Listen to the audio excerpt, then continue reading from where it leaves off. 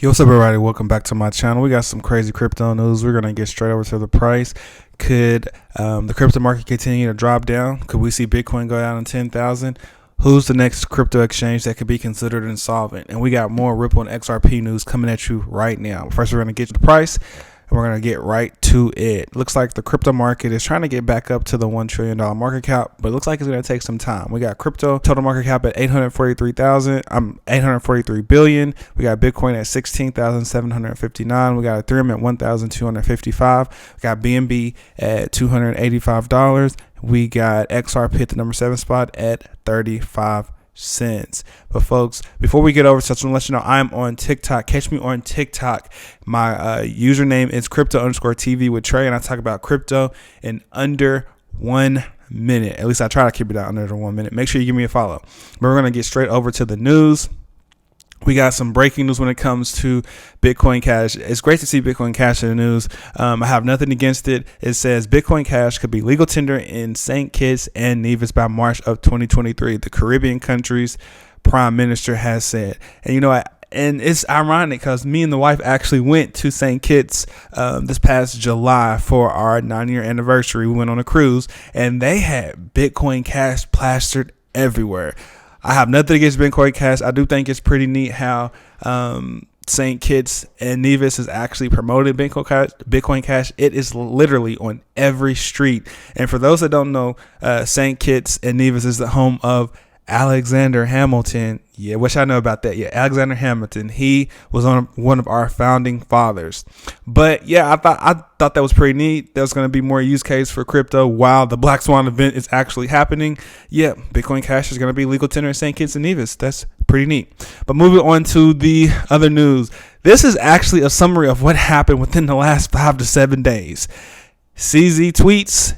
SBF denies everything. Market crashes. CZ offers to buy FTX. CZ decides not to buy FTX. Tron founders now working on a solution to actually help bail out FTX. FTX International and FTX US, along with Alameda, filed Chapter 11 bankruptcy. SBF hacked FTX.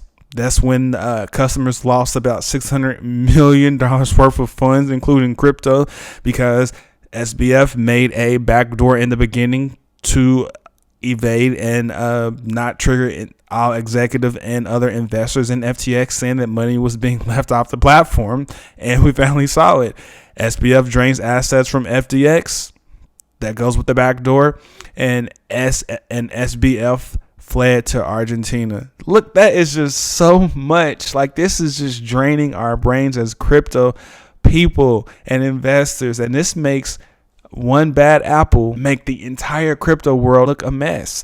And like I said before in my previous videos, when you buy a pack of apples and you pick out one bad apple, that doesn't make the rest of the apple bag bad. People, we got to make sure we don't paint crypto under one broad brush, but that's exactly what's happening. That's what happened now, because crypto is not necessarily tanking, but it's scaring out all the investors to make people think that crypto is bad. And because people think crypto may be bad, we got some breaking news when it comes to CoinDesk. It says Morgan Stanley says institutions have been the main sellers of Bitcoin in the crypto bear market of the last 12 months, but retail investors may start to sell if Bitcoin trades below 10,000. I firmly believe that Bitcoin can drop below 10,000 because of all that's going on. But you have to remember, one Bitcoin is still one Bitcoin. We have the halving coming up in 2024, and that is when the Bitcoin rewards are sliced in half. So instead of miners being able to mine and find a block with 6 Bitcoin in it, it would be slashed and reduced to 3. And let us not forget, 18 million Bitcoin have already been completely mined. That's leaving probably less than 2 million. There's going to be a supply shock that's coming. I can feel it. But right now we are still in a bear market, and Bitcoin could drop below 10,000. But just remember that one Bitcoin is still worth one Bitcoin, regardless of what the price or what the market is actually saying right now at this particular time. Moving on. And breaking, Crypto.com says CEO says the company has a strong balance sheet and minimum exposure to FTX. Crypto companies are saying that they have a strong balance sheet. That's the same thing that FTX said. They said they had a strong balance sheet. Everything is back 1-to-1. The reserves are great. Don't worry. But this is actually screaming funny, but not funny, haha. Funny, weird. And I say that it's funny, weird only simply because we got customers on TikTok, people on TikTok saying that they can't withdraw their funds, and it's been 24 hours and it's only been like $126. It's not like this astronomical number. But then we have actually people on Twitter saying that breaking a potential bank run on Crypto.com may be in progress, and nearly 90,000 unique transactions have been processed in the last few hours, suggesting that users are scrambling to get their funds off the exchanges. And I say that people are scrambling because they don't want their money or crypto funds on an exchange now, because they're so scared of what could actually happen, because FTX caused a major deal, and FTX showed that there's as strong as the crypto world is, FTX still showed that there's still some vulnerabilities in the crypto space. Like, who would have thought that the CEO created a backdoor to sneak money out to avoid a triggering effect or a triggering alarm to the other employees or executives there? Like, it doesn't get any worse than that. On top of that, people are so afraid that this is happening. And the Martini guy says my Crypto.com wallet of 2 BTC has been pending for 24 hours. This is not normal, and it's suggesting they are bankrupt. Now, I'm not saying that they're bankrupt, and I'm not saying that there's an issue. But this is like the 10th time that somebody said that they cannot withdraw their crypto. One leading from $126 to leading up to $2,000 to now leading up to 2 whole Bitcoin. That is not good, folks. That screams there could be a liquidity issue. There could be a liquidity crunch. But this was a great way for people in the crypto space to actually come out and say, you know what? We are giving you our funds. We are trusting you with our crypto. You need to show proof of reserve that you actually have those said assets and that you actually have that money back to back with the 1-to-1 ratio of your reserves. And some crypto exchanges are actually coming out and saying that, but I'm starting to feel a little funny for the ones that aren't. For example, Coinbase didn't have no problems actually showing their proof of reserves and saying that they are not in a liquidity bind. Coinbase tweets, Coinbase's highly liquid balance sheet and lack of trading activity show the Nasdaq listed exchange from ramifications from FTX collapses. Goldman Sachs said, if you don't trust anything, please get your crypto off the exchanges. And this is a great way to get your crypto off of any exchanges. If you want a hardware wallet, please make sure you do so. But this is actually triggering a lot of other crypto exchanges to actually say what they have. Because here was a tweet by XRP King Doggo. Let's hope and pray that Uphold and BitTrue official won't go down too. These two exchanges are mostly used by the XRP community, which they are, to buy XRP. And the latest thing I want is that my people's withdrawals will be halted. I do trust those two more than other exchanges, but you still need a snowfall.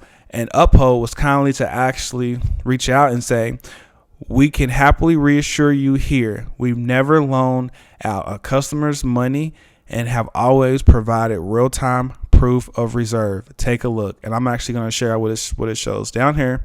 It's proof of reserve, reserved over 100%. It's always has been, always will be. Reserve status 102.4%.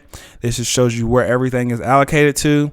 You know, I love Uphold. Uphold is actually amazing. I partner with Uphold. I have an affiliate link. If you want to buy XRP, I'm gonna drop it in the comments below. I'm gonna drop it in the links below. But yeah, Uphold actually said that they're 100% preserved. They don't use customers' funds. I don't see anything with BitTrue. Hopefully we can hear something back for BitTrue. But folks, if you just don't want your crypto on any type of exchanges, if you don't want it at all, now's a great time to get you a ledger. If you don't know where to get one, I have a link for you to get a ledger wallet. It's highly important. Not your keys, not your coins. If you get a crypto hardware wallet, you are in control of your private keys. That's where the term "not your keys, not your coins" come into play. You will be prompted to write down a 24-word password phrase. If you have your crypto on a crypto exchange, you're at the mercy of that crypto exchange platform. They may not give you your money, or in this case, FTX could have an issue and you will lose your money. Whereas a Ledger hard wallet like this that you see on the screen, you are in control of your money 24 hours a day, 7 days a week, but you have to keep up with your private key. So I'm going to drop where to get a Ledger wallet at in the link below, and we're going to move on. Now we're going to move on to some Ripple and XRP news. We got more amicus briefs, and as of November the 11th, we have Pentagram Operations files motion to file an amicus brief opposing the SEC's characterizations of the underlying crypto asset themselves as security. So we got more amicus briefs filings, and what people don't understand is while this black swan event is going on when it comes to these crypto exchanges, Ripple's actually sliding up under the radar right now. They've actually been having meetings about the next steps in utilizing XRP as a payment mechanism, as using XRP as a liquidity tool. And one in particular, Ripple's Swell event is coming up fairly soon, within the next few days. It says our highly anticipated Ripple Swell global speakers will be entering stage left, right, and center in just a few days. Stay tuned to hear their expertise on all things crypto, finance, payments, and more. Folks, this is going to be huge. And all the while, these crypto exchanges are trying to prove themselves because there's a liquidity crunch. I can guarantee you, if this Ripple versus SEC lawsuit wasn't here, everyone would be using XRP as a liquidity tool, which means XRP would be priced at a higher number, because if crypto exchanges needed to move over $1 million, if banks needed to move over $1 million, and they needed to have that moved over within a matter of seconds, which means that if XRP was at $10,000, they would only need 100 XRP to move over that $1 million.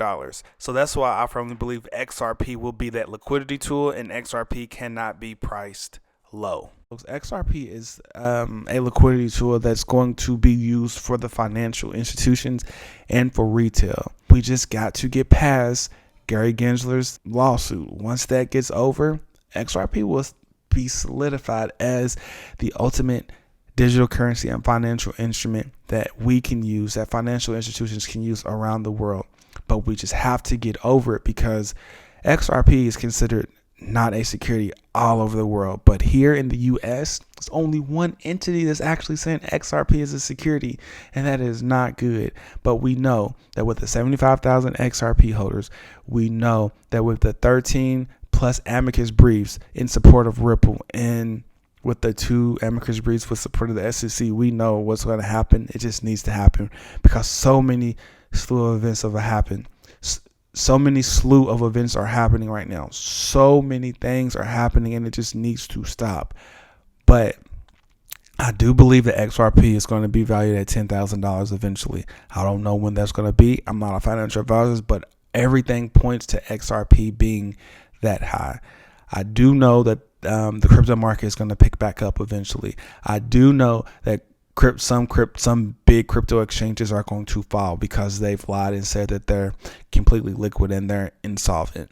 I do know that when it comes to FTX, that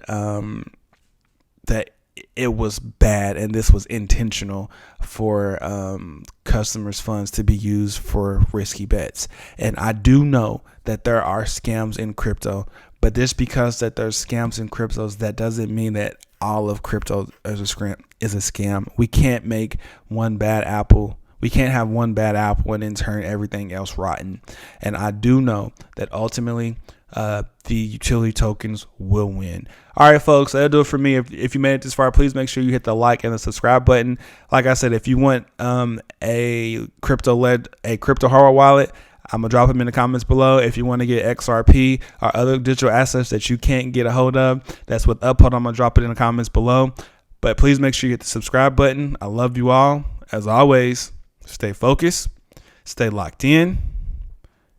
Peace.